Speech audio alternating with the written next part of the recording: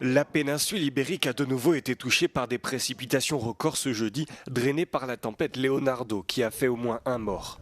Alors que le Portugal s'apprête à voter pour le second tour de l'élection présidentielle ce dimanche, le Premier ministre a reconnu que son pays faisait face à une crise dévastatrice. Portugal enfrenta desde o dia 28 uma catástrofe sem precedente e ao impacto dessa tempestade junta-se agora uma outra, também com registro histórico comparável em termos de pluviosidade a tempos já muito passados.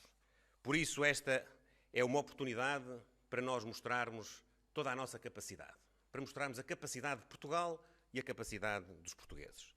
Esta é uma crise devastadora, é uma crise que vai impor processo de recuperação que será longo.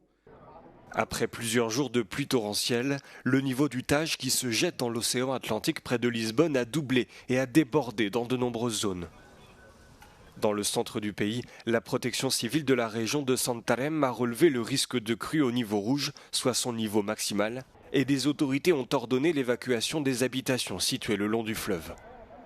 Des coupures de courant ont été signalées dans tout le pays, les écoles et les administrations ont été fermées et les transports publics sont perturbés.